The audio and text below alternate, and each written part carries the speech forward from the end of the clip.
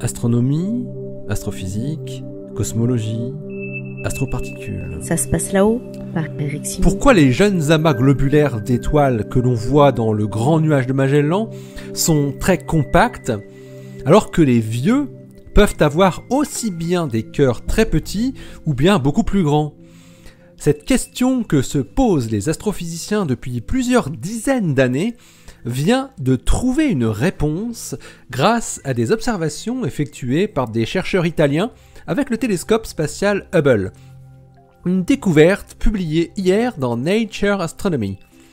Francesco Ferraro de l'Université de Bologne et ses collègues sont parvenus à démontrer que la diversité en taille qui est observée chez les vieux amas globulaires est déterminée par leur évolution dynamique interne, alors que l'on pensait auparavant, à tort, qu'ils se formaient sous forme très dense et compacte au départ, puis subissaient une inéluctable expansion dans le temps. On ne comprenait donc pas pourquoi il pouvait encore exister des vieux amas très denses. Les amas globulaires, rappelons-le, sont des groupes de centaines de milliers d'étoiles, parfois 1 million, qui forment des structures sphériques compactes. Les multiples interactions gravitationnelles entre leurs étoiles en font des systèmes évolutifs, pouvant modifier leur structure dans le temps. C'est ce qu'on appelle l'évolution dynamique. Le grand nuage de Magellan, galaxie satellite de la Voie lactée, situé à 160 000 années-lumière, possède de nombreux amas globulaires d'un peu tous les âges, ce qui la différencie de notre galaxie, qui, elle, arbore des amas globulaires qui sont tous très vieux, plus de 10 milliards d'années. La distribution en taille des amas globulaires du grand nuage de Magellan est restée un mystère depuis très longtemps. Pour les étudier, Ferraro et ses collègues se sont focalisés sur une certaine catégorie d'étoiles, qu'on appelle des traînardes bleues. Des vieilles étoiles revigorées par un apport de matière fraîche qui les fait augmenter sensiblement leur luminosité et augmente leur température de surface, les transformant en géantes bleues. Cela peut arriver lors de collisions entre étoiles ou bien par accaparement de matière d'une voisine. Étant plus massifs que les autres étoiles plus sages de l'amas, les traînardes bleues se concentrent progressivement vers le centre de l'amas globulaire, un peu à l'image d'un phénomène de sédimentation. Ces étoiles deviennent alors d'excellentes particules gravitationnelles, comme les appellent les astrophysiciens, qui leur permettent de sonder l'intensité de l'évolution dynamique interne dans les amas.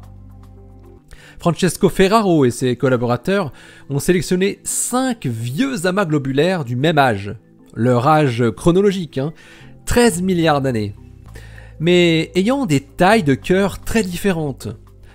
Dans l'ordre croissant de densité, on a NGC 1841, Hodge 11, NGC 2257, NGC 1466 et NGC 2210.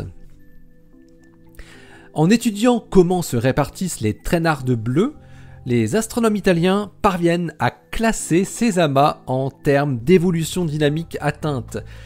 Et ils arrivent à la conclusion que des amas globulaires ayant le même âge chronologique peuvent avoir un âge dynamique très différent. Et c'est uniquement dû au fait qu'ils ont connu une évolution dynamique différente. Ils montrent que les étoiles massives tendent à se retrouver progressivement vers la région centrale de l'amas, le cœur de l'amas globulaire, tandis que les étoiles plus légères peuvent s'en échapper.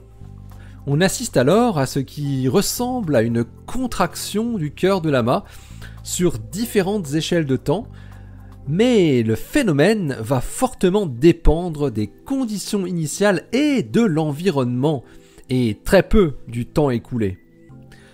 Une fois compris ce qui se passe avec les vieux amas globulaires et que leur structure est peu dépendante de leur âge réel, Francesco Ferraro et ses collègues tentent de comprendre pourquoi il y a si peu d'amas globulaires jeunes ayant un cœur de grande taille dans le grand nuage de Magellan.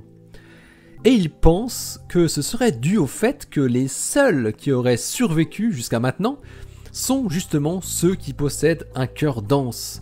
Les autres, avec un cœur de grande taille, auraient été disloqués par les interactions gravitationnelles de la galaxie haute. Mais malgré une meilleure compréhension de l'évolution des amas globulaires dans le grand nuage de Magellan, une nouvelle question est posée par les chercheurs. Pourquoi les amas globulaires qui se sont formés dans les 3 derniers milliards d'années sont tous des amas de relativement faible masse? La question reste ouverte. L'article de Francesco Ferraro et ses collaborateurs est paru dans Nature Astronomy le 9 septembre 2019, avec pour titre Size Diversity of Old Large Magellanic Cloud Clusters as Determined by Internal Dynamical Evolution. Allez, d'ici la prochaine, portez-vous bien, restez bien les yeux vers le ciel et les pieds sur terre. Allez, salut!